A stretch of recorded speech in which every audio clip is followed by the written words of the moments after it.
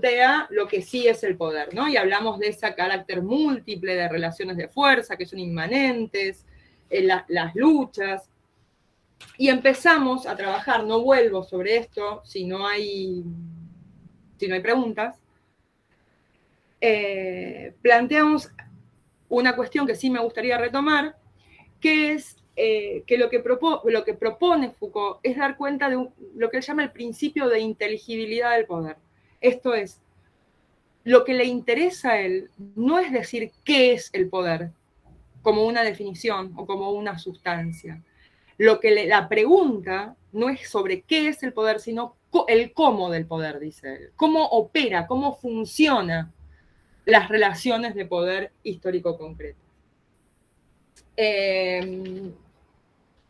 Y en este punto, entonces, dijimos que para analizar el cómo del poder no basta dar cuenta de las formas. Él dice que los seres humanos se representan el poder, y ahí uno podría pensar en el andamiaje jurídico institucional que legitima, no sé, la ley, que legitima el orden social, sino que hay que analizar las prácticas concretas. No porque ese andamiaje jurídico no sea importante, sino porque no se puede pensar, un poco en relación a lo que decía Susana recién, que esas formas de legitimación o esas formas de representar o de dar legitimidad, si uno quiere, al ejercicio del poder en un momento y un territorio determinado, expresen o reflejen como si fuera un espejo el funcionamiento efectivo del poder, ¿no? El ejemplo que daba Susana recién, que yo dicho a lo muy bestia, uno podría pensar en la contradicción entre la igualdad formal y la desigualdad real, ¿no? También como otra forma de decirlo. Entonces, a partir de esa pregunta y de ese problema, y acá nos quedamos la vez pasada, él plantea algunas cuestiones o algunos principios acerca de el poder, del cómo del poder. O sea, cómo funciona el poder. Habíamos dicho que habíamos mencionado algunas, ustedes díganme si yo recuerdo mal, ¿no? Lo primero que plantea es algo sobre lo que ya trabajamos un montón, que es que el poder es una relación social. Esto es, el poder no es una cosa, no es una sustancia, no es algo que yo tenga y que pueda ceder, o que se pueda arrancar, o que se deje escapar, dice. El poder solo existe en acto. El poder solo existe en ejercicio. No se posee, no se intercambia. El poder es una relación social, y en tanto relación social, lo que existen son prácticas concretas. Esas relaciones de poder, dice él, como segunda característica, no son exteriores a otras relaciones sociales, sino que son inmanentes a esas relaciones sociales. O sea, el poder no es una superestructura que se sobreimprime sobre prácticas como, no sé, la educación o el trabajo. El poder es algo que emerge, que surge inmanente, de manera inmanente a esas relaciones. Toda relación social es en sí misma una relación de poder. ¿Entienden por qué esto es así? Esto en Vigilar y Castigar se puede ver. Perdón, Su. Esto que decís es muy importante y me importa profundamente por algo. Porque hay una moda Foucault por la cual, bueno, en todos lados habla de Foucault. Y el lunes estaba en otra universidad, en una conferencia, qué sé yo, y entonces de pronto me di cuenta que se había difundido la idea de que el poder y que la disciplina son algo malo en sí mismo. Entonces, ¿no? Lo voy a decir también, como dice Ale, así a lo bruto, ¿no? Pero digo, es algo malo, ¿no? Malo, poder, malo. Entonces, mi pregunta era, ¿cómo se construye la función materna, la función paterna, la función docente, sin ejercicio del poder? En las distintas formas que esto existe. Y si no se constituye una relación de poder, ¿cómo se constituye un sujeto? Que este es un problema muy grave en la actualidad. Es decir, el poder tiene que ver con el amor también. No es una palabra mala. Cuando yo le digo al niño, por favor, no meta los dedos en el enchufe, por decirlo exageradamente, O cuando le digo al niño en el aula, mira niño, tú no puedes correr todo el tiempo por el aula, te vas a quedar sentado y vamos a buscar qué te gusta o qué te interesa. Bueno, utilizo una táctica, una técnica, no importa cuál sea. Ahora, pues no me voy a poner a dar ejemplos, hay 1000 ejemplos.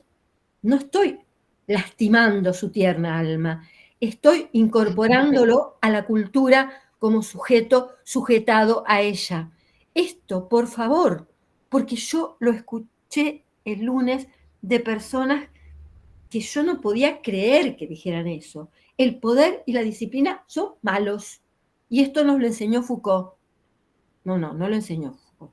Lo enseñó claramente, sobre todo el tema de la disciplina y la disciplina escolar, lo enseñó en la década del 90, se construye un mito sobre las disciplinas y sobre la escuela que es contemporáneo de la aparición del consenso de Washington y de la aparición de la reforma educativa, que construye un mito de la escuela mala anterior, que disciplinaba, pegaba, mala y qué sé yo, y contrariamente ahora vamos a dejar a construir una escuela buena, linda, hermosa, donde todos somos alegres y felices, pero donde nadie puede controlar ningún cuerpo. Esto es un problema grave, en serio. No, pero para controlar los cuerpos, tú tenés la educación emocional, que ahora la quieren incorporar como materia. No, ya está incorporada. Ya está incorporada. No, la escuela de mi hijo no está todavía, porque... No, bueno, no está incorporada como materia, pero la están practicando. Bueno, sí, claro. Ahí yo digo esto, padres, uníos y yo me uno a vosotros, sobre todo, y vamos a decirle a estos señores que es la educación emocional. Digo, esto es de paso, ¿no? Es decir, déjalo que haga lo que quiera, que sea libre, que sea feliz. Por otro lado, educarlo emocionalmente. No tienen ustedes idea del nivel de contradicción y de problemas y de dolores y de angustias que le producen a los niños. No, digo esto porque ojo con la palabra poder y con la palabra disciplina. Yo siempre doy el mismo ejemplo. Sin disciplina no la tengo a Marta Argerich. A mí me encanta Marta Argerich. Sin disciplina no lo hubiera podido ver a Rudolf Nureyev cuando lo vi en el Colón bailando Giselle. No hubiera podido, y me encanta Giselle, y me encantaba Nureyev cómo bailaba, más allá de cómo pensara. Digo, no hay es decir, no hay creación. Sin disciplina hay, ¿sabes qué? Lo que decía Hegel, el infinito malo, que se repite siempre todo igual. Bueno, no importa, esto. Esto sí importa, lo dije, pero porque, bueno, es muy importante esto. Es que podríamos pensarlo en relación a lo... Cuando Foucault en esta parte habla de la inmanencia de las relaciones de poder a todas las relaciones sociales, pone mucho énfasis en algo que también ya trabajamos un montón, pero que vuelve un poquito sobre esto, que es el carácter productivo del poder. ¿No? Que lo que nos está, me parece que esto que está aprendiendo Susana, uno lo podría pensar en ese sentido. Cuando uno le dice que no a un niño, a algo, no está solamente impidiendo que haga algo, está conformando en ese límite la posibilidad de una constitución subjetiva, la imposibilidad de incorporación de la ley, de la ley no voy a hablar, los códigos de la cultura, ¿no? Está delimitando ese sujetito digo, no pensar el no solamente en términos de lo que impide, sino en términos de lo que produce. Desde ya que, después vamos a verlo, que una técnica disciplinaria puede circular en diversas estrategias.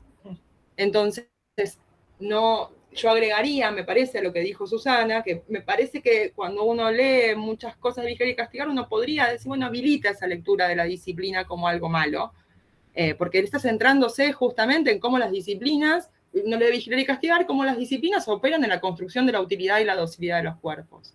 Pero me parece que hay que pensar a Foucault en ese marco, en sus condiciones histórico-concretas. Entonces, en ese momento, no sé, si uno piensa el momento en el que escribió, compara el momento en el que escribió Foucault con el Vigilar y Castigar, con el presente, y nosotros hoy estamos pidiendo, por favor, disciplinas, ¿no? Cuando un chico sale de 6º grado y no sabe leer, estamos pidiendo, por favor, las disciplinas por lo menos les enseñaban a leer a los chicos. Pero me parece que también habría que tener en cuenta eso, digamos, con quién, en qué marco, con quién está discutiendo. Bueno, todas estas cuestiones que Susana habló tanto en su momento. Y perdón que te interrumpa. Yo creo que esto de transformar a la disciplina y el ejercicio del poder en algo malo, malo, malo, malo, es parte de una estrategia política. Sí. Claramente un proyecto político. Porque mi pregunta es, ¿quiénes fueron los jóvenes que en la década del 60, 70, los que hablabas vos antes, tomaban escuelas, tomaban obreros que tomaban fábricas, se organizaban jóvenes cristianos que iban a trabajar con las ligas agrarias, jóvenes que iban a las villas a educar? ¿Quiénes eran esos jóvenes y no tan jóvenes? Eran los que habían sido educados en la disciplina de la escuela primaria y secundaria.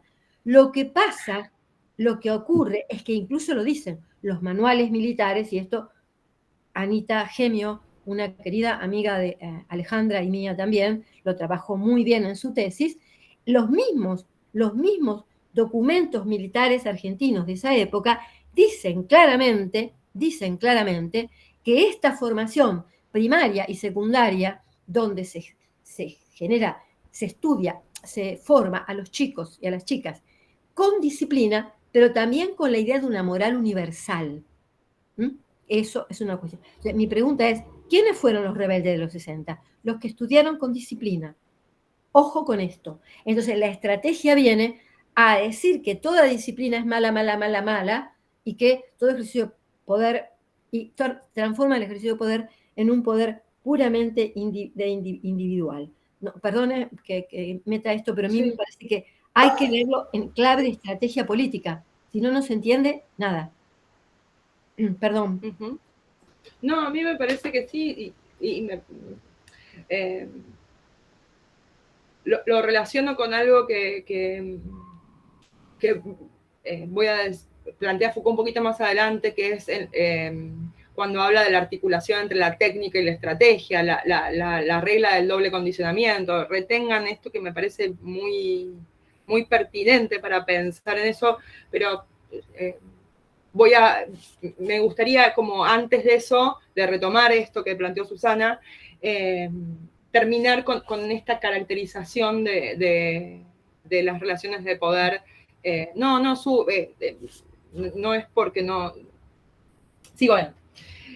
Que el poder viene de abajo. Bueno, sobre esto hablamos toda la clase pasada, ¿no? Que el poder no es algo que irradie desde un centro hacia el resto de las relaciones sociales, sino que para pensar el poder tenemos que pensar en las redes, en lo más micro, para poder ir viendo cómo se articula, para dar lugar a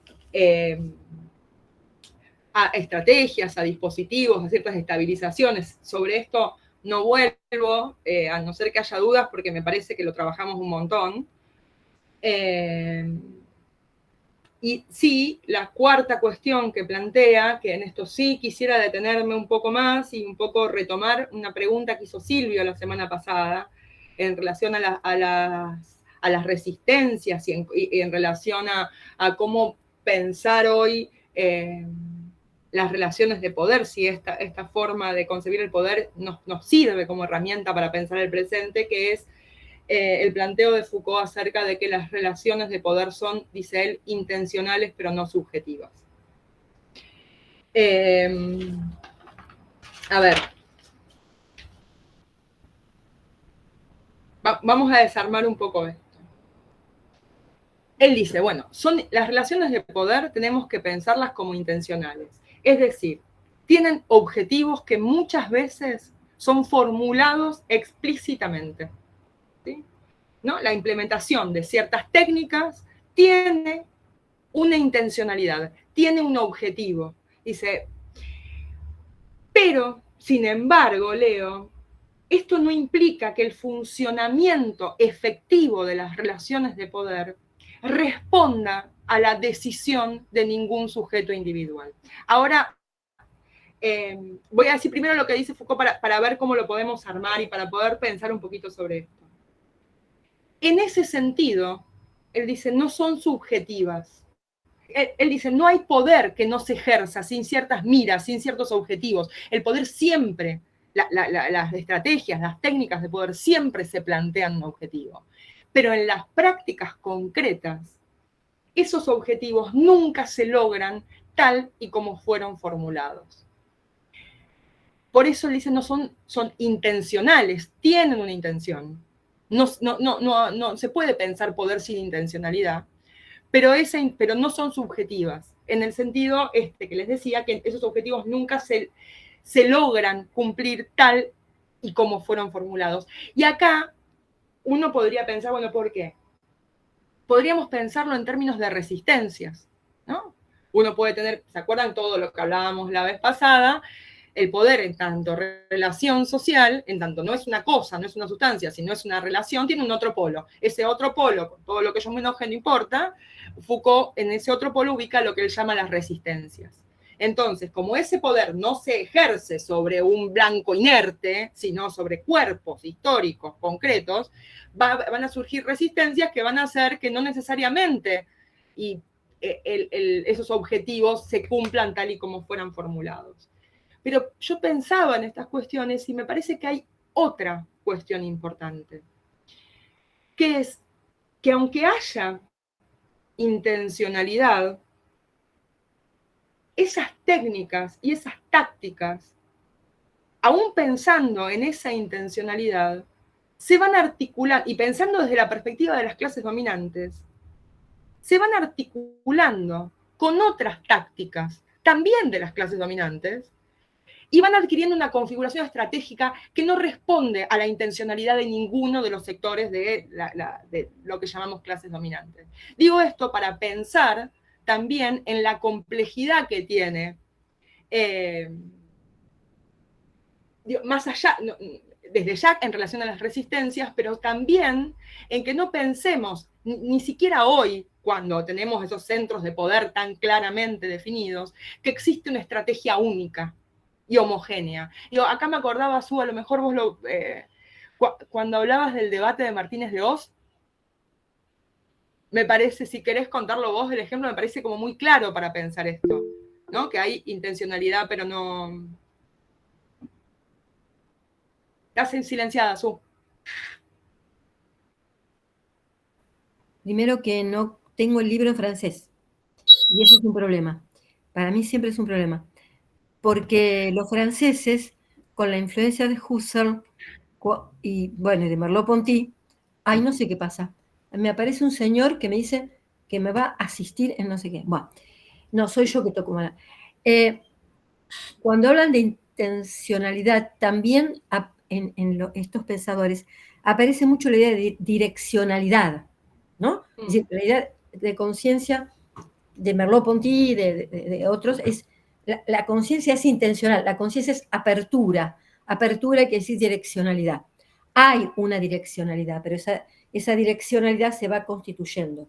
Y el ejemplo que vos me pedías era el ejemplo que cuenta Martínez de Oz, ¿no?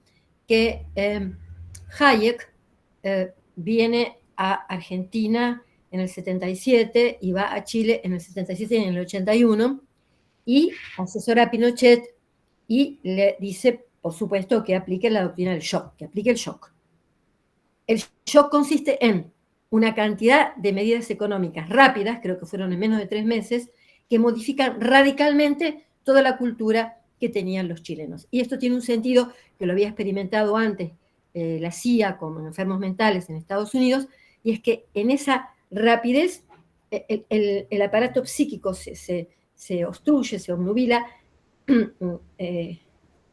regresa hacia sus formas más primitivas de formación y es como que pierde la posibilidad de responder y termina aceptando a aquel que le promete sacarlo de ese estado de shock. Bueno, para decirlo muy rápido porque es un poco más complicado. Viene Hayek y se sienta nada menos que en el despacho de Martínez de Oz, y no es cualquiera, no es cualquiera.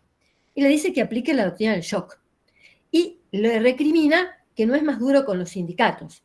Y le recrimina que tiene que ser más duro con las privatizaciones. Bueno, está hablando con Martínez de Oz, que no es cualquiera.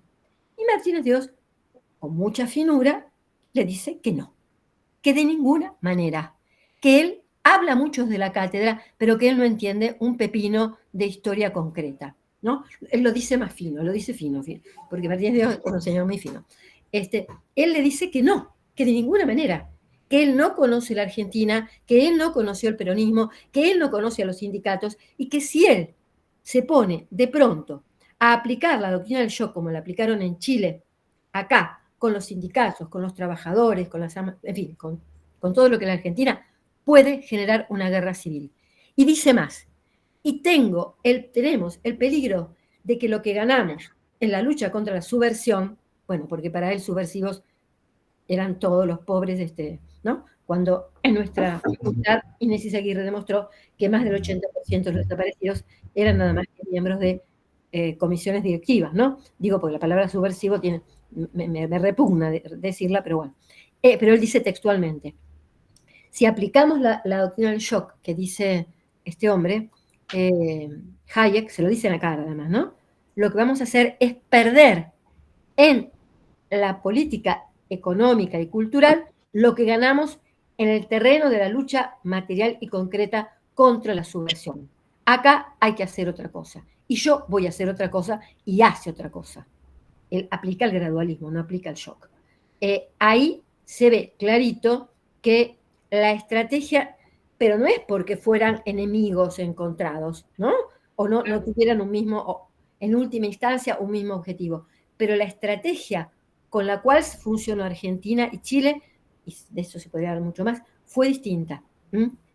Pero con distintas tácticas, y esas tácticas hacen a la direccionalidad de una estrategia de la región, pero la direccionalidad de la estrategia de la región tuvo efectos distintos en Chile que en Argentina, donde en Chile efectivamente uno puede cuando he ido, ahora hace mucho que no voy, pero bueno, pero se ve en las últimas, en lo último, que rechazaron la Constitución, sobre todo porque era plurinacional, uno puede ver el efecto que sí tuvo Hayek allí, que la doctrina del shock produjo la desmemoria, que esto era el tema, el olvido de los derechos. Esto no es una defensa de Martínez Dios, por favor. Son tácticas completamente distintas. Algo de esto pueden leer en el texto de Martínez Dios 15 años después, donde él habla de esto, y en las publicaciones que están en el diario de la prensa, donde García Belsunce, Alzogaray y otros le recriminan justamente que no sea más duro con los sindicatos y que no se apure con las privatizaciones. Conocía también a los militares.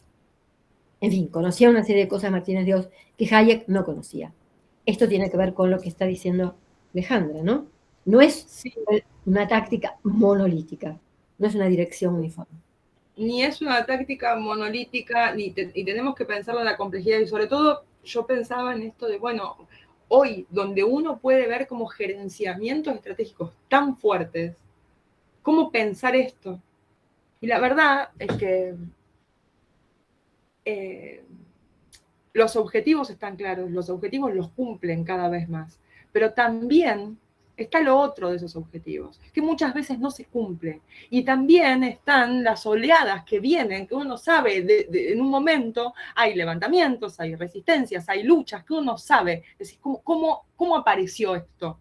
Bueno, apareció porque las capas arqueológicas de la memoria subsisten, ¿no? También pensando en esto de cuando uno analiza el neoliberalismo, cuando piensa, cuando ve el avance del neoliberalismo, pareciera que no queda más nada que eso.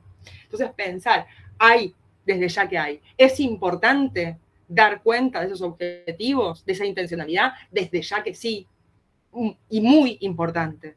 Pero tenemos que pensar también retomando genealogía, en el azar de las luchas. Azar en el sentido de la contingencia, de la imposibilidad de prever con anticipación el resultado de una lucha, ¿no? Porque esas cosas pasan en la historia. Y digamos, ¿qué consecuencia un segundito suya, uno podría extraer de esto en términos analíticos del poder? Que el análisis de las relaciones de poder no debe partir de la intención de esos gerenciamientos. No es que no lo tengamos que tomar en cuenta, ojo, sí, pero cuando miramos cómo funciona efectivamente el poder, no tenemos que preguntarnos quién tiene el poder, solamente tenemos que preguntarnos eso, pero no basta con estas preguntas, quién tiene el poder o qué quiere quién tiene el poder, sino que tenemos que pensar cómo eso toma cuerpo o aparece encarnado en la materialidad de la historia, en los cuerpos concretos. ¿Sí? Porque muchas veces no hay una continuidad en términos de reflejo entre estas instancias. Sí, perdón. No, es que ya con lo que dijiste ya está, no vale la pena que te interrumpa.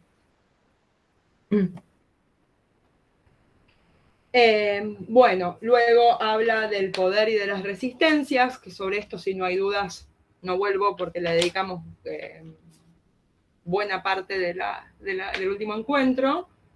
Y para terminar, él habla de lo que él llama 4 reglas para el análisis de las relaciones de poder. Habla de reglas, que serían como precauciones. Recuerden siempre que él no está postulando un método en el sentido de un conjunto de principios que hay que seguir para analizar cualquier relación en cualquier momento. No está postulando en abstracto, por eso a mí no me gusta hablar de método, porque el método me remite a eso. Yo entiendo que el método es más complejo que esto, pero cuando uno coloquialmente o en el sentido común académico habla de método, pareciera que es como un conjunto de principios que tengo, que formulo una hipótesis, la contrasto, me fijo, ¿no? El método hipotético deductivo,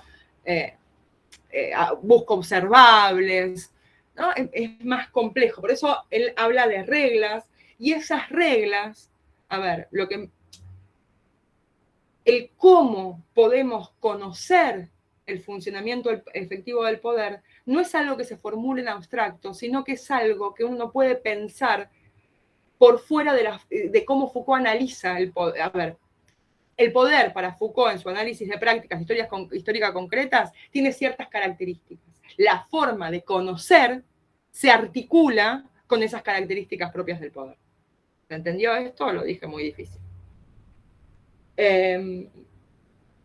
Las formas del volver inteligible al poder devienen de su funcionamiento efectivo, dicho de una mejor manera. Por eso, cuando uno ve este capítulo, es como una sistematización de todo lo que viene trabajando. Lo dice ordenado, lo dice clarito, pero esto no se entiende si uno no mira los otros textos. Aparece como un conjunto de cositas abstractas, de definiciones. Entonces, la primera cuestión, él habla de la regla de la inmanencia y plantea que un problema muy importante, que es la relación entre saber y poder. Él dice, entre las técnicas de saber y las estrategias de poder no existe exterioridad alguna. ¿Qué quiere decir esto? Que no hay primero, por ejemplo, unas relaciones de saber,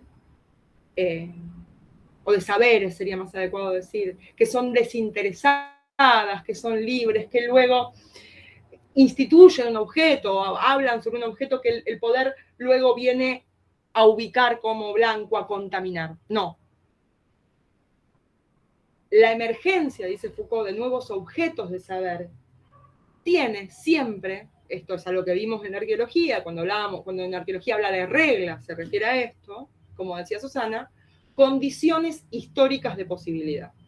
Una cierta correlación de fuerzas histórica que hace que para cierto momento hace posible que en cierto momento emerjan ciertos objetos de saber. Por ejemplo, si quieren pensar, vigilar y castigar, el delincuente. ¿No? La objetivación del delincuente y la delincuencia tiene condiciones histórico-concretas. Piénsenlo esto cuando avancen un poquito más en vigilar y castigar. Ahora les voy a dar un ejemplo. Sí, Su. No, que además de vigilar y castigar, para no reducir todo a vigilar y castigar, el maestro de Foucault, que es Canguilhem, muestra, bueno, lo retoma Foucault en El nacimiento de la clínica. En El nacimiento de la clínica, Foucault, basándose en Canguilhem, va mostrando cómo la medicina clínica se fue construyendo, no porque primero había unos sabios que estudiaron medicina clínica y después la aplicaron al hospital, sino él dice muy bueno, muy a su manera, iba a decir muy claramente, que nunca es claramente, cómo aparecieron protocolos, enfermedades, epidemias, cómo los médicos se la tuvieron que arreglar con ciertas cosas, y ahí poco a poco se fueron sistematizando ciertas regulaciones en la medida en que había ciertas necesidades efectivas de hacerlo. Pero no es que primero, como yo siempre vuelvo al tu ser, no es que primero creo y después rezo, sino primero me enseñaron a rezar y después creí. Sí, eso que planteaste está... Me quedé pensando, pero no, está bien interesante para pensar también el siguiente capítulo, ¿no? Donde habla de la biopolítica, de la población como objeto. Pero sí, claro, no hay primero un saber desinteresado que surge de la nada, neutral, ¿no? Lo que hay es un saberes que tienen condiciones históricas de posibilidad concretas, materiales, como venimos viendo. Pero al mismo tiempo, dice Foucault, no hay relación de poder posible sino en relación a la configuración de un objeto por parte de las relaciones de saber. A ver. Dice, el poder solo puede considerar un dominio cualquiera como blanco a condición, y esta imagen a mí me encanta, de que ese dominio haya sido sitiado por las relaciones de saber, delimitado, constituido como tal por las relaciones de poder, de saber, perdón. ¿No? Y esto me gusta porque me parece muy claro, porque muestra el carácter relacional del poder. No hay un blanco preexistente sobre el que se ejerce el poder. Hay un blanco que está configurado concreta y materialmente a partir de las relaciones de saber-poder. Miren, les voy a dar otro ejemplo en el que estoy un poco trabajando últimamente. Podemos pensar en el ejemplo que dio Susana con la medicina, incluso podríamos pensar, y ahí Susana tiene mucho más para decir que yo, seguro, de estas cuestiones. Yo estoy pensando últimamente en el populismo, ¿no? En cómo se está configurando, cuando uno ve documentos de tanques de pensamiento neoliberales, yo estoy mirando ahora últimamente a Vargas Llosa, que es una cosa maravillosa, el padre y el hijo, son dos pinturitas. Ve aparecer como un nuevo objeto. ¿Qué es el populismo? A ver, no es que el populismo sea un objeto que aparezca en los últimos 10 años, pero aparece como una reconfiguración de ese objeto populismo, ¿no? Uno puede ver, y esto aparece mucho en los medios de comunicación, aparece mucho en discursos de muchos políticos, donde el populismo aparece objetivado básicamente como la causa de todos los males, ¿no? Todos los males del universo tienen que ver la pobreza, todo lo que está mal, la corrupción, ¿no? Tiene que ver con ese objeto que los tanques de pensamiento populista, neoliberales, ubican como ligado a la arbitrariedad, como ligado al autoritarismo, a las redes clientelares, a la pobreza, a la falta de educación. Todo aparece articulado al populismo, que sería en estos discursos lo otro de a lo que le encanta a Susana, que ha escrito un montón, que es la república. La república como el único orden jurídico, como que lo único que caracteriza a la república sería la garantía de las libertades individuales. Ahí te doy la palabra, Silvio, déjame un cachito que termino este argumento. Vemos aparecer un objeto nuevo en el sentido de que esa configuración de populismo no existía antes. El populismo no era eso. Uno puede, a ver, Gramsci habla de populismo, pero no habla de populismo en este sentido, ¿no? De nuevo, las discontinuidades. Acá aparece el populismo como condensación de todos los males y como la contracara de la República. ¿Cómo pensamos eso? Hay condiciones histórico-concretas, que no tenemos tiempo de ver acá, correlaciones de fuerza históricas que hacen posible que ese objeto emerja. ¿Sí? No sé, uno podría pensar entre esas condiciones de posibilidad, no sé, la vigencia en el sentido común todavía de ciertas pretensiones de universalidad de los derechos. Podría pensar también entre esas condiciones de posibilidad histórica, si quieren, no sé, lo digo muy brutalmente, la caída del muro de Berlín como acontecimiento, en donde aparece como acontecimiento en el sentido de que pareciera que los proyectos revolucionarios han perdido fuerza en términos de proyección a futuro, ¿no? Entonces, ahí uno ve que el enemigo ya no es el comunismo, y el enemigo empieza a ser el populismo. el enemigo en términos de estos documentos, de estos discursos, de estos enunciados. Ahora, ese objeto así constituido tiene condiciones histórico-concretas de posibilidad y al mismo tiempo, una vez que ha sido delimitado, se ubica como blanco para estrategias de poder concretas, que tienen que ver con, no sé, la transformación, proyectos de transformación jurídica, institucional del Estado, focalización de políticas públicas. ¿Pueden ver esa articulación entre saber y poder? Ahí, Silvio, sí, ahí. No, dale, ahora decí que si no pienso que no te dejo hablar. No, se respondió, en lo último se respondió, estaba pensando eso, en esa construcción del populismo como objeto del sitio, la intención el objeto del poder para sitiarlo, justamente como decías antes, y construir todas estas relaciones que permiten, nada, lo explicaste claramente vos. Lo que me interesa como destacar es cómo aparecen articulados. Digo, no se puede pensar saber sin poder. A ver, Foucault dice, ojo, no es que sean asimilables las relaciones de saber y de poder, ¿no? Tiene cada una su dinámica propia, pero tenemos que pensar, o sea, ¿qué quiere decir que no son asimilables? Que no podemos deducir una de otras, que no podemos deducir de ciertas formas de ejercicio del poder los saberes de la época. Siempre, no se puede pensar en abstracto con Foucault. No sustancialicemos, no caigamos en el obstáculo de la unidad. Entonces, sí, tú. Silvio, me quedé como Silvio, como vos, con el tema del sitio, porque recordé que en francés esto, y sobre todo en el psicoanálisis, se habla de la investidura de objeto, y esto tiene que ver con justamente el sitio. Hay una palabra francesa que ahora estaba tratando de recordar, pero que tiene que ver con la investidura, ¿no?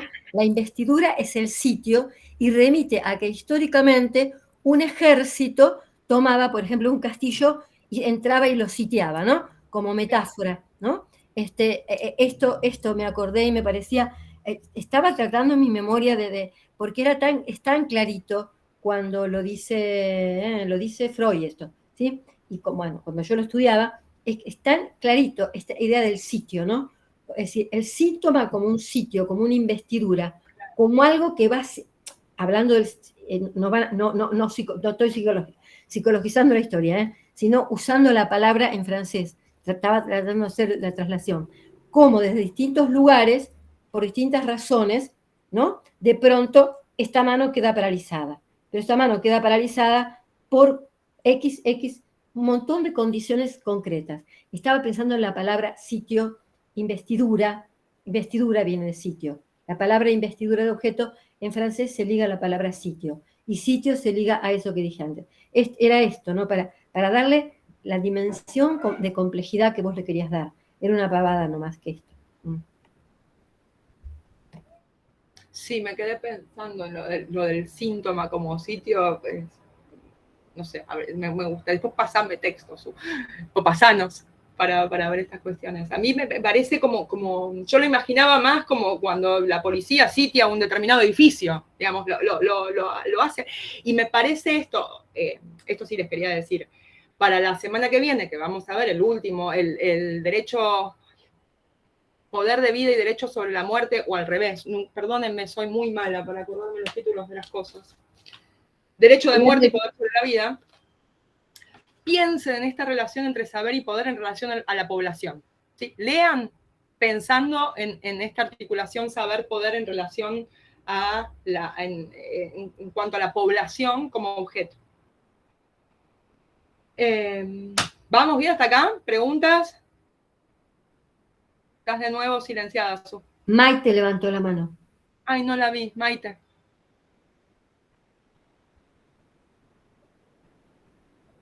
No. Entonces, primera regla, la regla de la inmanencia. Segunda regla. Perdón, había escuchado, pero yo no levanté la mano. El tema es que no podía como desactivar, o sea, activar el micrófono y no podía responder, perdón. Ok. Segunda regla de la que habla es la regla de las variaciones continuas, dice Foucault. Entonces empieza diciendo lo que no. Dice, no buscar quién posee el poder y a quién le falta, ni quién tiene derecho a saber y quién está mantenido por la fuerza en la ignorancia. Perdón. Más bien, dice, lo que habría que buscar es el esquema de modificaciones que surgen como efecto propio del juego de las relaciones de fuerza. Ahí lo desarma. O sea, está insistiendo de nuevo con el carácter relacional y sobre todo con el carácter dinámico de las relaciones de poder. ¿Dinámico en qué sentido? Dinámico en el sentido de que está cambiando todo el tiempo relación de dominantes, de dominadores y dominados, no. Dinámico en el sentido de la que hablábamos al principio, de que para que esos efectos estables de poder se produzcan, tienen que estar produciéndose constantemente. En esto hablábamos con Susana hace unos días de algunas lecturas del proceso de acumulación originaria o del llamado proceso de acumulación originaria, ¿no? De Marx, ¿saben todos de lo que estamos hablando?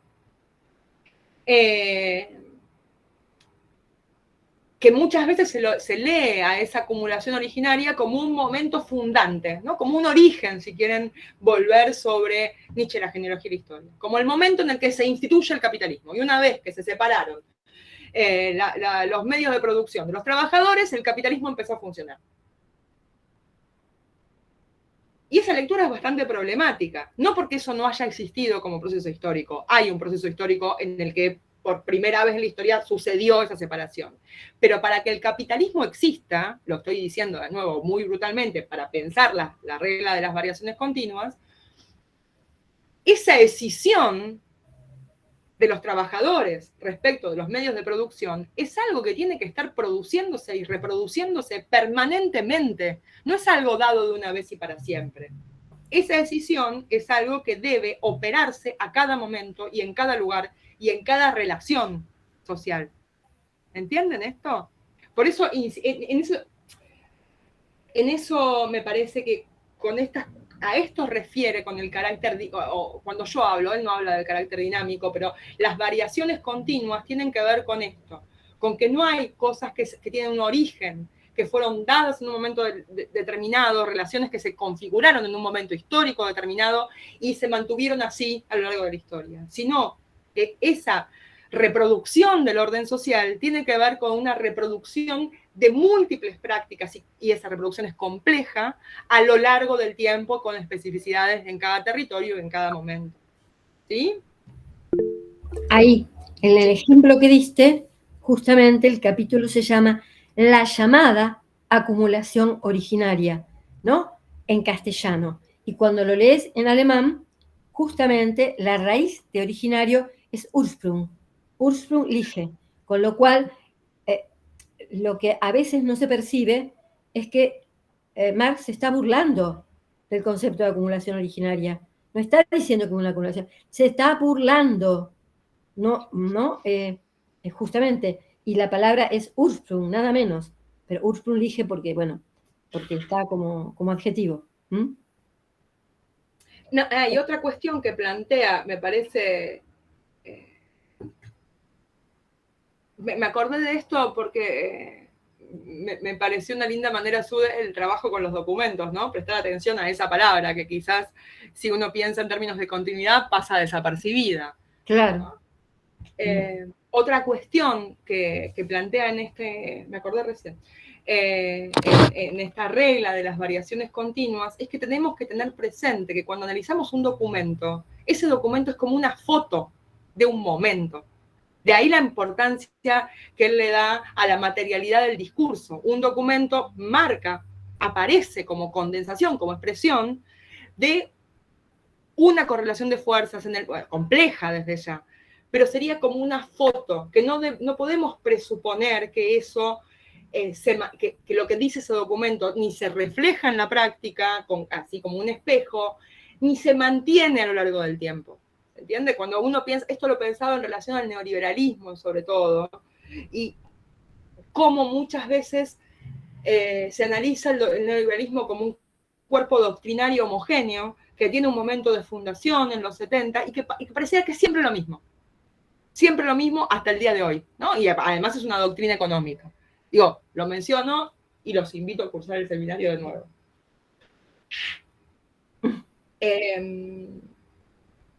Tercera regla.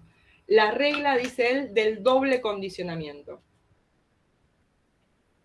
Esta regla del doble condicionamiento, él habla de cómo captar la relación entre las técnicas y las estrategias.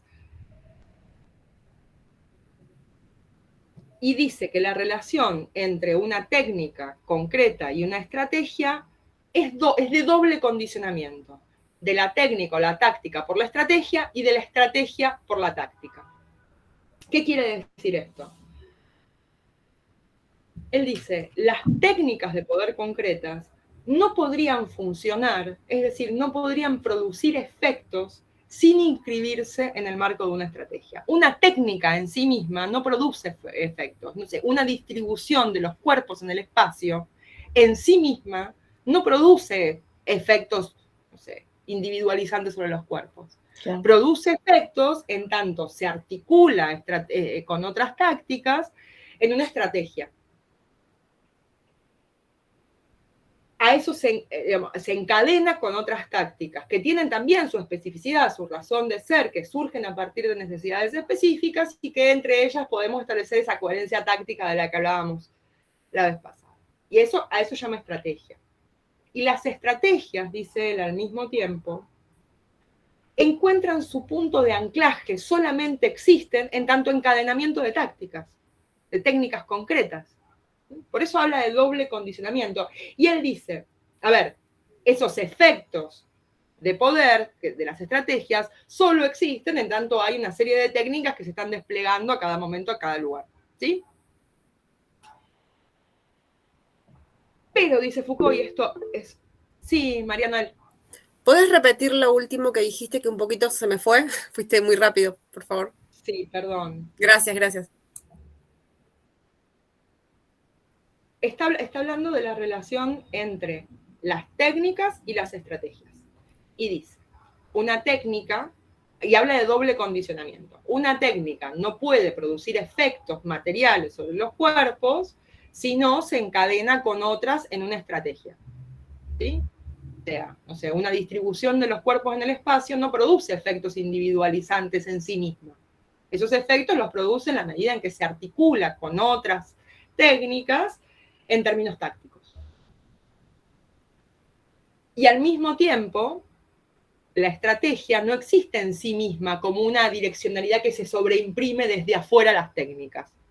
La estrategia solo aparece como direccionalidad a partir del ejercicio de prácticas concretas. ¿Hasta ahí vamos? Y déjame decir un poquito una poesía. Sí. Táctica y estrategia de Mario Benedetti, ¿no? De memoria no me acuerdo, pero es eso. Es maravilloso, es mi táctica es mirarte, mi táctica es quererte, mi táctica es, mi estrategia es que al fin me necesites, pero él la está necesitando, y ella de algún modo también, esto no hay una, no es que él, digo, bueno, lean la poesía, es hermosa, yo la amo profundamente, digo, porque quiero vincular el poder también con el amor, ¿no? También con el amor. Porque esta moda de que la táctica, la estrategia y el poder, la disciplina son todos malos, me tiene obsesionada. Sí, como Susana vamos a militar mucho las disciplinas. Las vamos a militar, que con Susana militamos mucho las disciplinas, digo, con vos somos como... La disciplina del amor. Para amar también hay que disciplinar, hay que tener disciplina. Porque si no, no respetas al otro. Digo, para amar hay que disciplinarse también. En otro sentido, no el de afán. Bueno, para hacer una toma de fábrica o una toma de un edificio hay que disciplinarse. Y por ahí es por buenas razones. Pregunto, a ver, así colgada, ¿y cómo diferenciamos disciplina de compromiso en esas situaciones? Que son dos cosas distintas. Muy distintas, pero digo, es como que ustedes dicen, pienso también como en el compromiso, o sea, como estar involucrado a eso. Son dos niveles de análisis, Marina. El compromiso tiene que ver con una actitud individual de carácter moral. la disciplina, que lo explica mejor que yo seguramente Ale, la disciplina construye, articula cuerpos colectivos en función de determinados objetivos, por ejemplo, que funcione una fábrica, pero operando sobre cada cuerpo individual, tratando de que ese cuerpo individual adquiera ciertos hábitos, ciertas costumbres, etc. Lo que decimos es que en esa construcción colectiva, supongamos, para que la fábrica funcione, donde cada uno tendrá que cumplir una función, en esa articulación, entonces, aparecen también relaciones solidarias entre los trabajadores, por decir algo.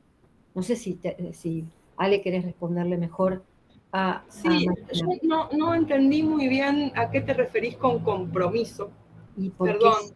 No, porque a veces, o sea, como esto, la palabra disciplina es bastante como, tiene una connotación bastante negativa, es como que a veces en esto, al pensar, no sé, en el amor, a pensar en participar en algún acto que involucra a otros, es como que uno suele a veces utilizar la palabra compromiso.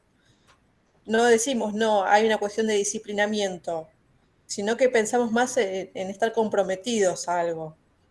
Pero es que sí, no sé, cuando uno, perdón, no, pero sí, es nuevo esto de que cuando uno analiza documentos del PRT y del ERP, la palabra disciplina aparece 100.000 veces y no parece como algo malo. No quiero ahora entrar en el debate del ERP y el PRT porque hay un montón de cosas que habrá que revisar seguramente, pero esa connotación negativa de las disciplinas, porque a ver, la disciplina, si uno, cuando uno piensa, bueno, ¿cómo operan las disciplinas? Las disciplinas operan de manera analítica, toman una masa multiforme, la descomponen en individuos y la vuelven a articular.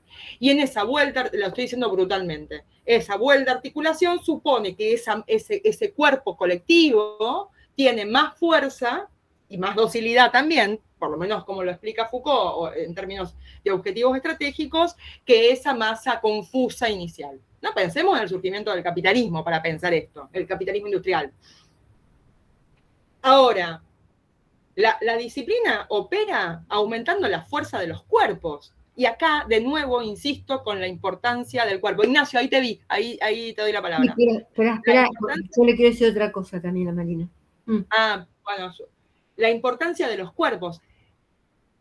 Yo no sé cómo estamos pensando el compromiso. Por eso te preguntaba, ¿el compromiso en qué sentido? ¿El compromiso como en términos de cuerpos, el compromiso como un ideal? Habría que desarmar, me parece, un poco esa cuestión. Sí.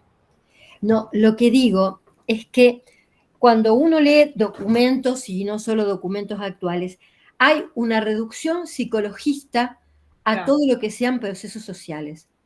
Compromiso, en rigor de verdad, es una palabra que alude a una postura moral que yo adquiero como individuo, como sujeto, mejor dicho, con otro. Yo me comprometo con otro. Esto es el compromiso.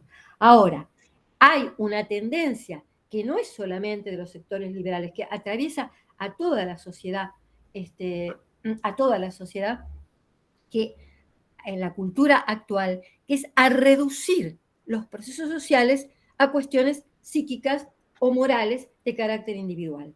Cuando Ale está hablando de las disciplinas, está hablando, como dijo antes, de la construcción de cuerpos colectivos que tienen que asumir ciertas funciones, ciertas características, que tienen que tomar ciertas características y articularse entre sí para poder llevar adelante una determinada tarea.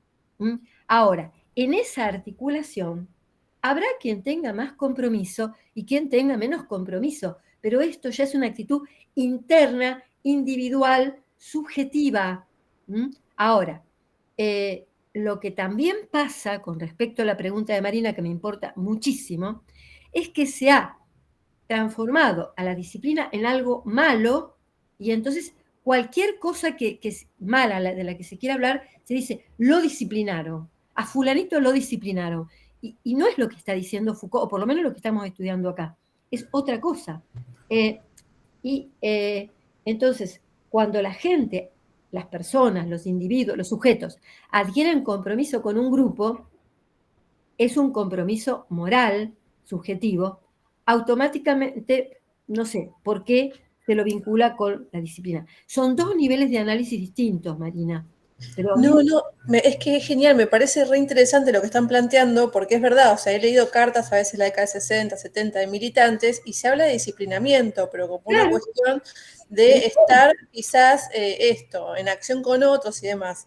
Pero el compromiso es algo que confunde y que también es como que quizás reemplaza un poco el disciplinamiento, porque digo, tengo gente que milita y demás, y te dice, no, porque tenemos que estar comprometidos, y quizás hace referencia en realidad a este disciplinamiento que tiene un carácter más social y que tiene que ver con una acción que es con otros.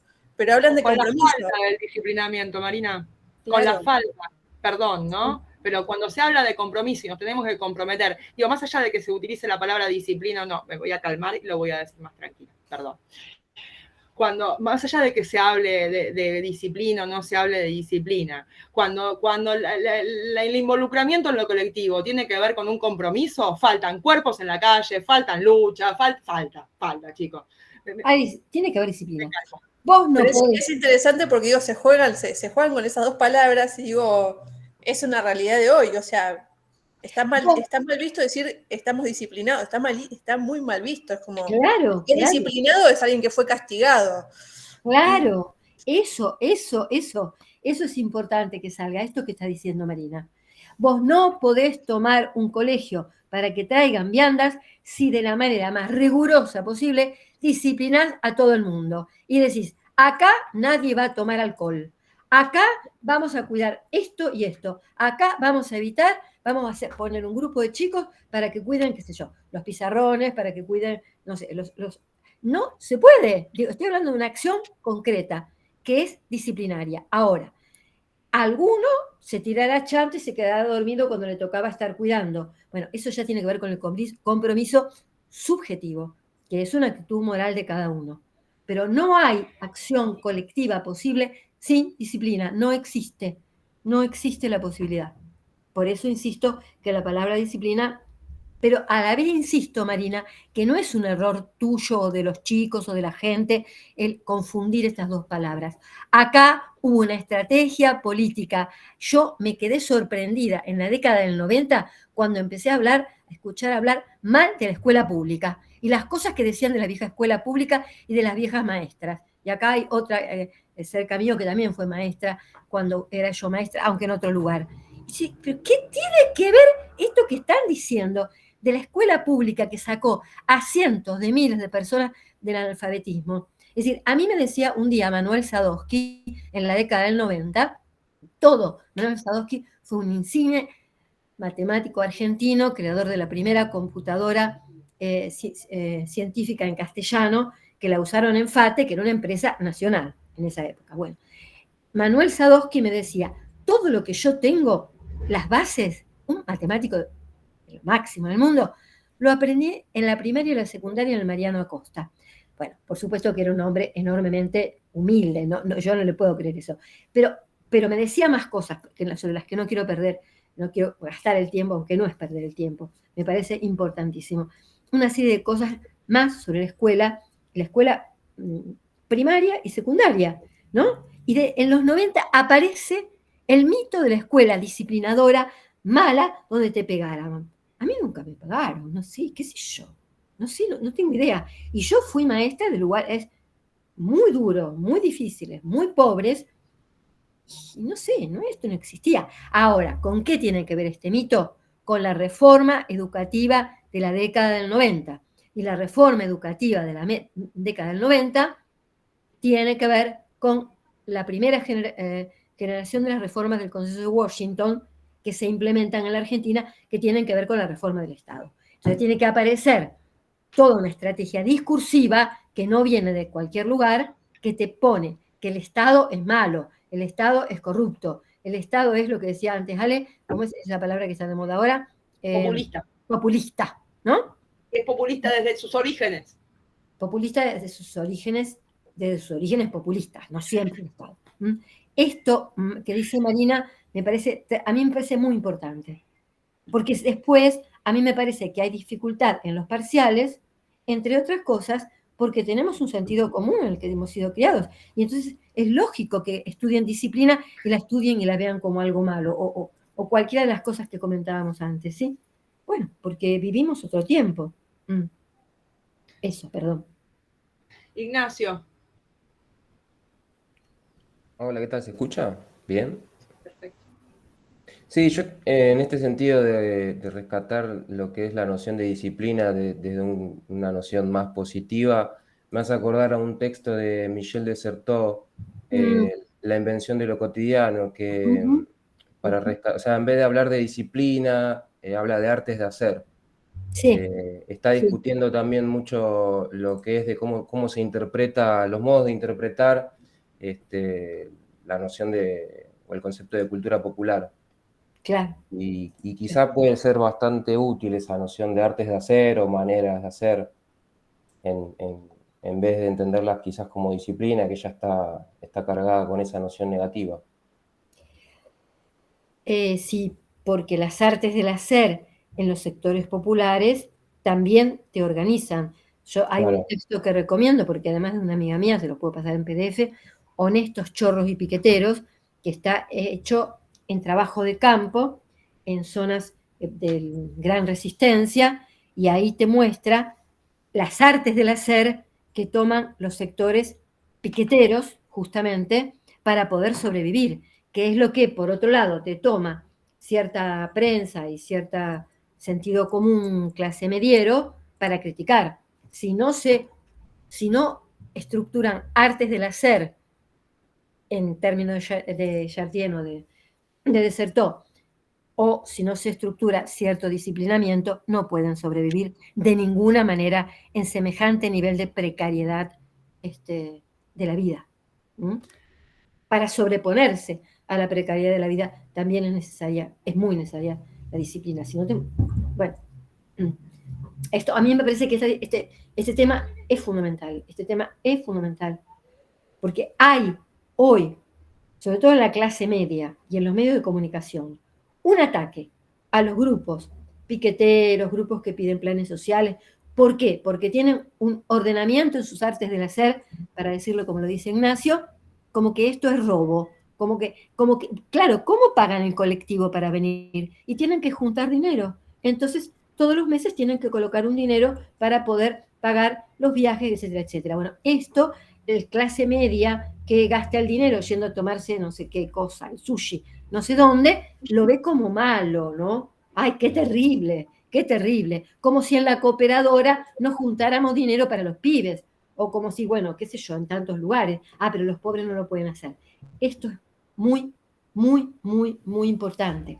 Ahora, si usamos la palabra disciplina o usamos artes del hacer, está bien. Lo que pasa es que Ale está haciendo un esfuerzo ingente por leer desde otros textos a lo que dice Foucault en Vigilar y Castigar. Y por eso hace, y no solo ahí, y por eso hace este hincapié, porque les está diciendo, él está hablando en una época, está hablando a comienzos de los 70, y en un contexto, bueno, que no voy a meterme porque si no se va a alargar mucho. A mí me quedé pensando que, llamémoslo disciplina o busquemos otro concepto de lo que todo esto que estamos hablando tiene que ver, entre muchas otras cosas, con esta regla del doble condicionamiento. Claro. Porque fíjense lo que dice, entre las técnicas y las estrategias de poder no existe ni discontinuidad ni homogeneidad. Yo les marco algunas frases, a lo mejor a ustedes no les parece. Yo las primeras veces que lo leía me parecían como chino mandarín. Perdón si alguno sabe chino mandarín, es como algo muy difícil de entender. ¿Qué quiere decir que no? ¿Qué quiere decir que no existe ni homogeneidad, ni existe, ¿cómo que dice? Ni discontinuidad. De nuevo, me parece a mí que de lo que está hablando es de la imposibilidad de deducir una estrategia a partir del análisis de las técnicas. Y acá, esto que dice Susana, es una técnica disciplinaria, por lo tanto es mala. Es una estrategia que apunta mala, a oprimir a la gente. Digo, más allá de que no se dé cuenta del carácter productivo del poder. Es una estrategia disciplinaria, una técnica disciplinaria, perdón. Entonces, deduzco de, no sé, una cierta distribución espacial, o del examen, o de ciertas vigilancias, que está orientada a producir la docilidad de los cuerpos. Y lo contrario, ¿no? Deduzco que si hay una estrategia, cuáles son las prácticas concretas. ¿Se entiende esto? Por eso habla de que no existe ni homogeneidad ni discontinuidad. Lo que hay es un doble condicionamiento, y ese doble condicionamiento, o sea, esa articulación entre táctica y estrategia, solo la puedo ver en prácticas materiales concretas. Entonces, pueden ser técnicas disciplinarias o propias de las disciplinas en el ERP, pero el encadenamiento estratégico es otro. No puedo deducir una estrategia de la similitud entre tácticas. ¿Entienden esto? No, claro. En relación a lo que estábamos planteando para poder ver cómo está escrito acá en este capítulo, que es bastante enrevesado, digamos, en muchos aspectos. Pero es enrevesado por eso, porque está como sistematizando un montón de cosas que él ya analizó antes. Y lo último de lo que habla es de la polivalencia táctica de los discursos, ¿no? La última regla a la que hace mención, y con esto terminamos el capítulo método, es el de la polivalencia táctica de los discursos. Y esto también es muy importante para pensar el presente. De nuevo, dice, los discursos no debemos analizarlo como una simple proyección de los mecanismos de poder, ¿no? No es una instancia de deducción. Y dice, y acá esto tiene que ver con la importancia del enunciado, del análisis de enunciados, de lo que les hablaba al principio con la devolución de los parciales. Dice, no tenemos que pensar a los discursos como bloques homogéneos constituidos alrededor de un objeto, ¿no? Un objeto que ya estaría dado, sino como una serie de segmentos discontinuos, dice Foucault en el texto. Esos segmentos discontinuos son los enunciados, cuya función táctica, esto es, los efectos que produce, no es uniforme, ni es estable, ni está dada una vez y para siempre. ¿Lo dije muy rápido? Sí. No. Como una serie de segmentos discontinuos, ahí va María Noel, cuya función táctica, esto es, los efectos que producen esos enunciados, no es uniforme, es decir, no es siempre la misma, ni para todos igual, no es universal, ni es estable, es decir, ni se mantiene siempre igual a lo largo del tiempo, no es abstracta. Sí, María Noel. ¿Esto tiene que ver con, por ejemplo, con lo que dijiste hace un rato sobre los populismos? ¿Populismo? Claro, sí. Con populismo y con muchas otras cosas, sí, claro, el populismo sí. aparece como objeto en un determinado momento y en otro momento era otra cosa. Y si yo quiero ver qué es el populismo hoy, tengo que mirar enunciados. Claro, está bien, pensándolo en función de lo que has dicho, sí. Sí. Claro. A ver. No tenemos, tampoco, ¿qué otra cosa no hay que hacer? Establecer una lectura binaria, que dice, de acá tenemos discursos del poder, y de acá tenemos los discursos contra el poder. No. Claro. ¿Por qué esto no es así? Él dice, les leo, los discursos, igual que los silencios, y esto me encanta, no tenemos tiempo, pero la importancia del silencio además del discurso, y la importancia del silencio en términos de resistencia de la memoria, de la preservación de la memoria y de la resistencia, es una cosa apasionante y muy hermosa. Hermosa y tremenda, ¿no? Pero habla de silencios además de discursos, ¿no? Dice, los discursos, al igual que los silencios, no están dados de una vez por todas, sometidos al poder o levantados contra él. Y dice esto porque los enunciados, un mismo enunciado, puede circular al interior de estrategias diferentes. Y para dar cuenta de esto, y en relación con esto, no sé, el enunciado, que se me ocurra ahora algo que no genere un revuelo, que nos quedemos discutiendo hasta las 10 de la noche, se me ocurren un montón de ejemplos. Contales lo de los silencios de las entrevistas que vos hiciste. Gente que guardó silencio durante 60 años. Para Claro, volver a entender. Sí, pero sí, gente que guardó ese silencio, uno lo podría pensar de diferentes maneras. Uno podría pensar que durante las entrevistas a sobrevivientes del operativo Independencia, uno la podría pensar como efecto del terror, que probablemente lo sea, pero también lo podría pensar ese silencio como un acto de resistencia, porque, Claro. porque en el momento en el que se dieron las condiciones históricas concretas, y eso uno lo puede vincular con un montón de cosas, pero básicamente con el final del bucismo en Tucumán y con la reapertura de los juicios por la memoria, por ejemplo, por simplificarlo mucho, aparece ahí la posibilidad de romper con ese silencio y de poner en palabras un montón de cosas que no habían sido olvidadas. El silencio no era olvido, no era negación, era también una forma. Hay mucha gente que habla de esto de una manera mucho más linda, a mí los nombres no me los acuerdo, pero como una forma de preservación y de resistencia. Las machis mapuche.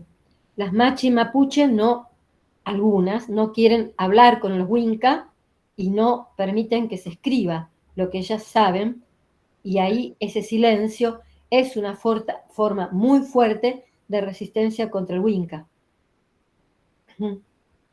Digo, hay personas que guardan silencio desde el año 1976 sobre muchas cosas y que jamás van a hablar.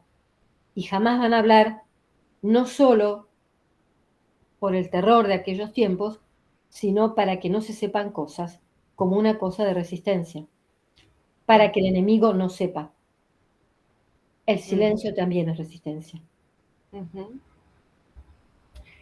O sea, lo que está diciendo de nuevo es que no hay un significado esencial en los enunciados, un significado, un sentido o una articulación estratégica. Y esto también lo dice Foucault, pensando en cómo funciona el poder, porque al mismo tiempo que esto, él habla de relleno estratégico. Y esto, les decía, para pensar el presente es fundamental.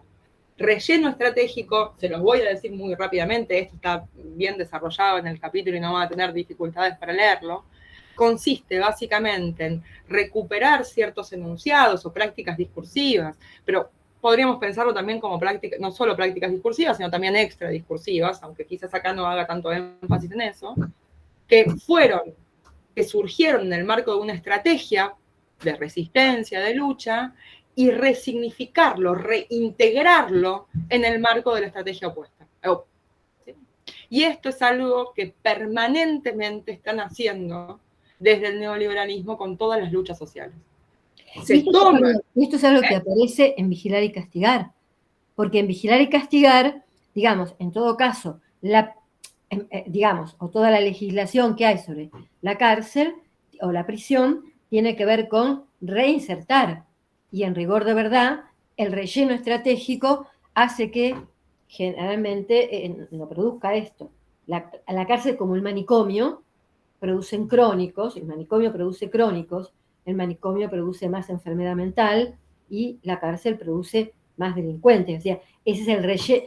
Esto lo dice él en una entrevista, además, estoy copiando de él nomás, lo dice él en una entrevista. O planteos que surgen con un sentido emancipatorio y que son colonizados en otro sentido. Que era lo que me decía.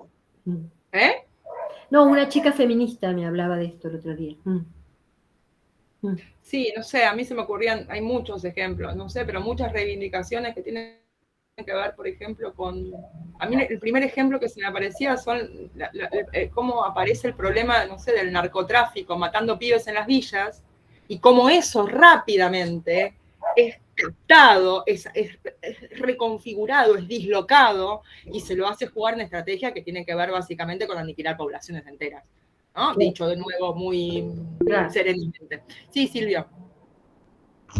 Cortito, así no te distraigo la clase, pero para mí es eso de convertir determinados enunciados, como decís, en objetivos del sitio, de sitiarlos como un sitio militar, como un sitio táctico, un sitiado antes del ataque, ¿no? Eso es lo que... Claro.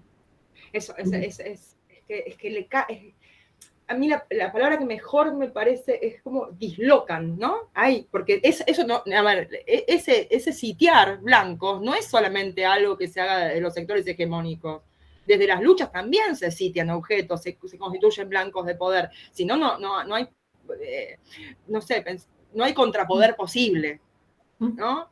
Ahora, el tema es cómo eso empieza a circular, empieza a ser dislocado, empieza a ser transformado, reconfigurado al integrarse, porque lo que busca una manera de neutralizar la potencia transformadora es dislocarlo, integrarlo y hacerlo funcionar en otras estrategias. Entonces, en la medida que estamos creyéndonos que estamos transformando el mundo, en definitiva, perdónenme, se hace tarde y yo cada vez me pongo peor, lo que hacemos es reproducir relaciones de poder que son las que queremos criticar, ¿no? Digo, no voy a dar ejemplos, pero se me ocurren unos cuantos. Bien, con esto terminamos el capítulo método. La próxima vamos a trabajar el capítulo, el que les decía, no vamos a abordar todo el capítulo, nos vamos a centrar en algunos problemas, ¿sí? Léanlo de todas maneras entero, pero sobre todo vamos a trabajar, a ver, ya les digo, por lo menos en mi página. Mientras vos le buscás, yo les digo algo. El primer apartado, perdón, el primer apartado, vieron que está como separado, tiene como apartados, no tienen título, pero tienen apartados. Nos vamos a centrar sobre todo en el primero de esos apartados. Yo lo tengo hasta la página 176. No tiene notas al pie. Y mi edición es muy vieja.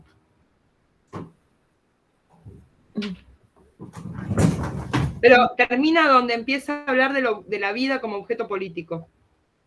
Eso, perdón. Léanlo entero, pero nos vamos a centrar en eso.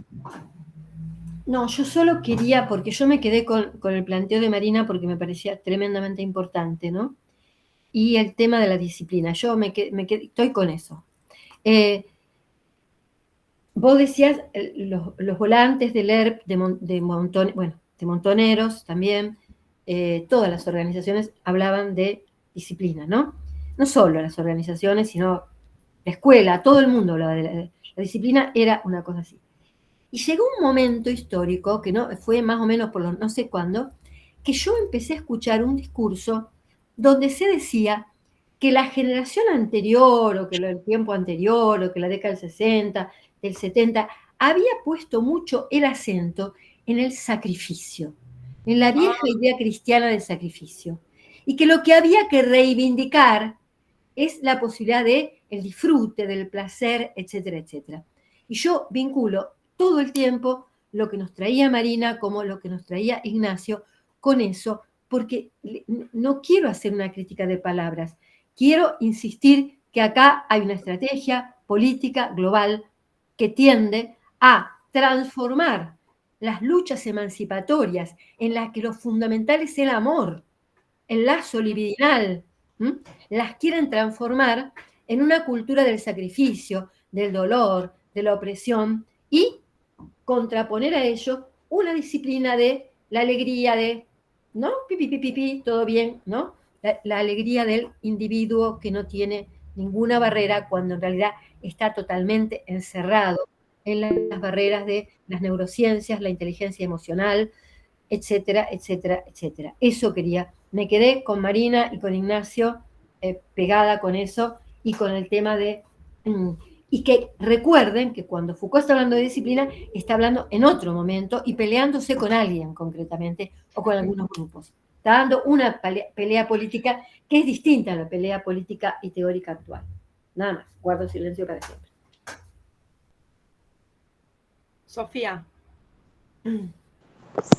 Yo quería decir, porque todo esto que están hablando me recuerda mucho un texto de Stravakakis, que es La izquierda lacaniana, y en donde habla también de la sociedad comandada por el goce, por la obligación del disfrute, y una sociedad anterior del sacrificio, y propone al final que una de las formas de impedir el análisis crítico es esa esa nostalgia por la vuelta a una sociedad de la disciplina, una sociedad no de la disciplina, una sociedad eso, de lo que era antes. Yo no te entendí. Ok. No, explícame. Creo que sería una posición crítica, digamos, como que lo que vos estás planteando es que hay como en el planteo que estamos haciendo como una suerte de nostalgia por las disciplinas que impiden la mirada crítica sobre la experiencia de los 70. Claro, no por las disciplinas. Dije disciplina y no está bien metida esa palabra. Antes estaba la sociedad del sacrificio y ahora está la sociedad del goce comandado. Y todo esto es visto desde Lacan y toma justamente al populismo, esto que vos decías antes, de la forma en la que lo estabas diciendo. O sea, critica esto mismo que vos mencionabas antes. Y una de las formas que impediría generar otro tipo de administración del goce es justamente la nostalgia de retornar a esa época anterior basada en la prohibición. No sé, esto me surgió de lo último que acaba de decir Susana y no sé, por ahí lo agarré para otro lado. No lo agarraste, pero lo agarraste perfecto. Lo agarraste perfecto. Esa es la interpelación neoliberal por excelencia que un grupo que no es no sé si es Lacan, porque hay varios, que un grupo de lacanianos tienen. Sí.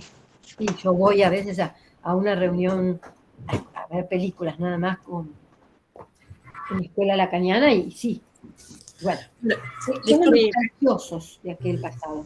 Sumo este comentario, digo, todo el mundo de coaching está manejado por un grupo de psicólogos, digo. Y filósofos también, che, no salgan los profesores de filosofía. Sí, tal cual. El coaching es una técnica que te encierra en vos mismo.